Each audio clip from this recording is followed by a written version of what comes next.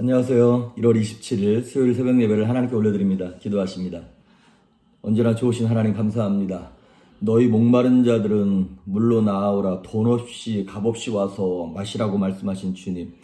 우리가 생명에 목마르고 평강에 목마르고 기쁨에 목마릅니다. 세상의 두려움과 불안과 걱정과 근심으로 인하여 우리의 영혼이 좀 위축받고 쪼그라들며 두려워 떠는 이때에 말씀을 의지하여 적군에 달리며 주를 의지하여 담을 뛰어넘는 그 독수리 같은 은혜가 있을 수 있도록 힘을 더욱더 허락하여 주시옵소서. 이 시간 말씀으로 함께 하시길 소망하며 예수님의 이름으로 기도했습니다. 아멘. 우리 예찬송가 487장, 새찬송가 369장 죄짓 맡은 우리 구주 찬양하십니다.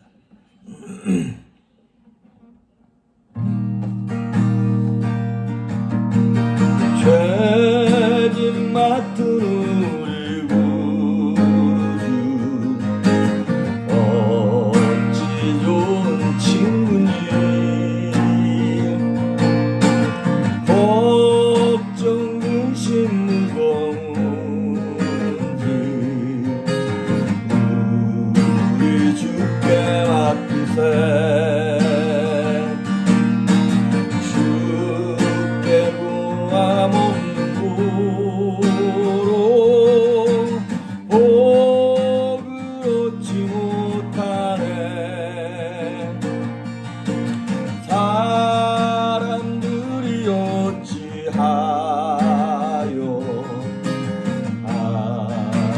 줄을 모를까. 시험 걱정 모든 괴로 없는 사람 누군가. 부질없이 낙심 말고 기도드려 하늘세.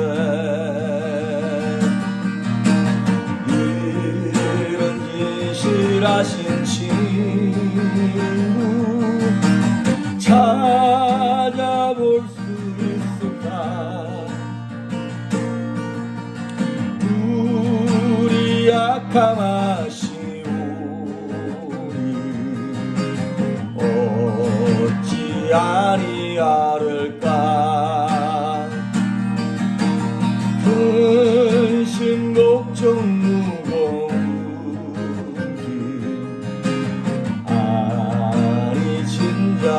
누군가. 피난처는 우리 예수 주께 기도드리세. 세상 친구 멸시하고 너를 조롱하여도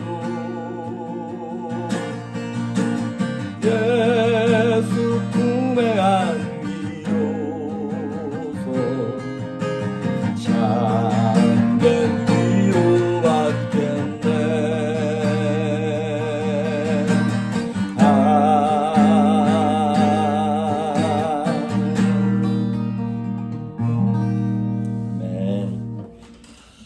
오늘 우리에게 주시는 말씀은 마태복음 20장 17절에서 28절까지, 마태복음 20장 17절에서 28절에 있는 말씀까지 제가 봉독해 올립니다.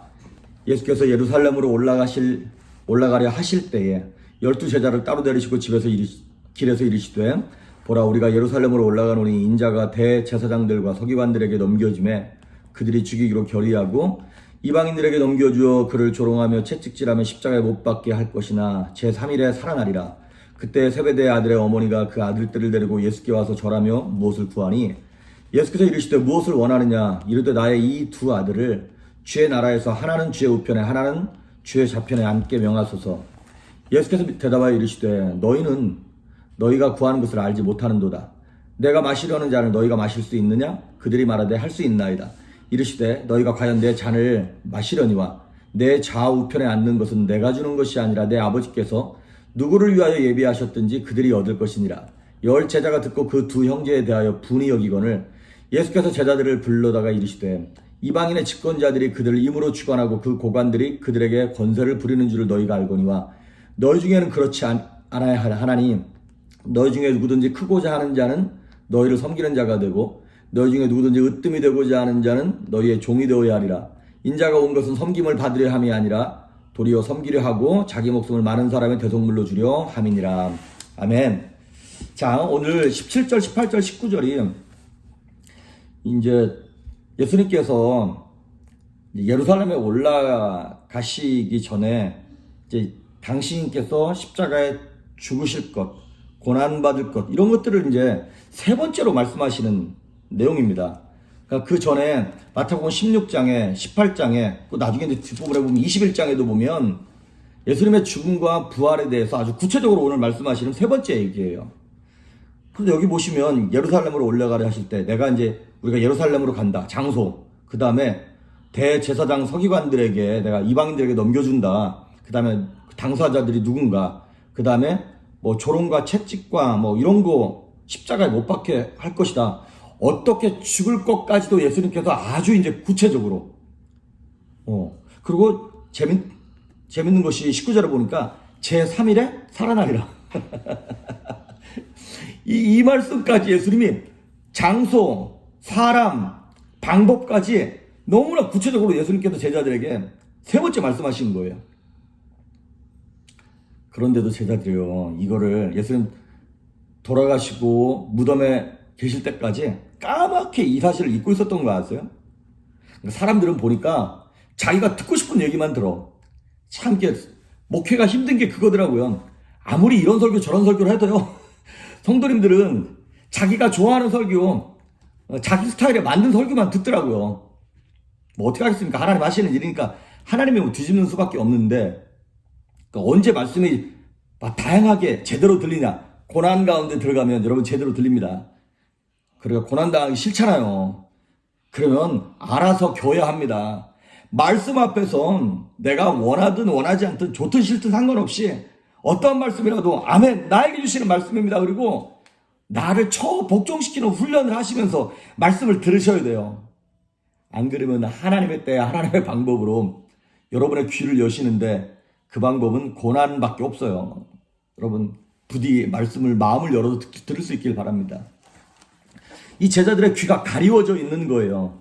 자기들의 욕심 때문에. 그러면서 20절, 21절에 보면 세베대 아들들, 그러니까 세베대 아들들이 누구냐면 야고보와 요한입니다. 그 아들들의 엄마가 이제 이 살로메라고 하는 아마도 예수님의 이모로 추정됩니다. 예수님과 친인척 관계인데다가 또 자기 아들들 둘이 야고보, 요한, 여러분 예수님의 수제자 12명 가운데서 수제자 3명, 베드로, 야고보, 요한 3명 중에 2명이 자기 두 아들이잖아요. 그런데 그 예수님께서 이제 예루살렘에 올라가셔서 왕에 등극할 것이라고 하는 소문이 백성들 가운데 나고 제자들 가운데서도 수근수근 거리는 거고, 이제 이때 엄마 찬스를 쓰는 거예요. 이때부터 엄마 찬스가 있었네요. 이제 치맛바람이 성경에 나와 있는 치맛바람, 이제 첫 번째 치맛바람 이제 와가지고 예수님이 조카니까 와가지고 내 이 두 아들 야고보, 요한을 나중에 예루살렘에 들어가서 왕국을 만들걸라. 하나는 왼편, 하나는 오른편에 앉혀서 뭐 하나는 국무총리, 하나는 국방부 장관 시켜달라고 그런 거랑 똑같은 것이죠. 그런데 지금 이 사람들은 예수님의 의중을 전혀 파악하지 지금 못하고 있는 것이죠. 그 예수님이 뭐라고 말씀하시냐면 그 좌우편에 앉는 것은 내가 주는 것이 아니라 하나님의 뜻대로 하나님이 허락하시는 거고, 지금 내가 마시려고 하는 잔이 어떠한 잔인 줄 아냐? 이 내가 마시는 잔을 너희도 마실 수 있을 것 같아? 이렇게 물어봅니다. 예수님이 마시는 잔이 뭔데요? 고난의 잔이거든요. 십자가의 잔이고 핍박의 잔이었습니다. 그거를 알았으면 이 자기 어머니가 자기 아들들 둘을 이 아들들 둘 고난의 자리로 보내주십시오 이렇게 말하는 어머니는 없겠죠. 근데 예수님의 뜻을 모르고 막 달라 그래. 그걸 막 구해. 그래서 비록 그 어머니 살로메는 그 예수님의 정확한 그 잔이 무슨 잔인지를 모르고 달라 그랬다가 그것이 그대로 이루어집니다. 고난의 잔을 그 아들들 둘 다 먹어요. 그래서 형이었던 야고보는 12제자 가운데 사도행전에 나오는 첫 번째 순교자가 됩니다. 그 잔 나도 마실 수 있습니다. 그래가지고 큰아들 첫 번째 순교자. 두 번째 아들이었던 요한은 예수님의 12제자 가운데 가룟유다를 빼고는 모두 다 순교했습니다. 근데 딱 한 사람 요한만큼은 순교하지 않았어요. 그러면 그건 참 다행이다 이겁니까? 아니요.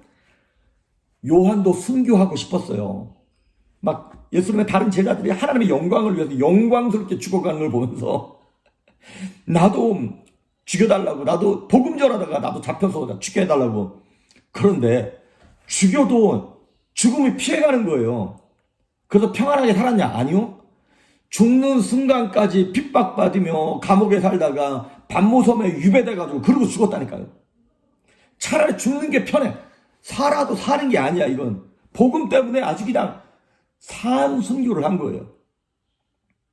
엄마들이 치맛바람 잘못 날리면 자식들을 개고생시키는 거 아시죠 여러분? 그 엄마가 잘못 알고 지금 이렇게 난리쳐가지고 야고보와 요한 아주 그냥 1번 타자 마지막 타자 그래서 아주 고난의 대명사가 됐습니다.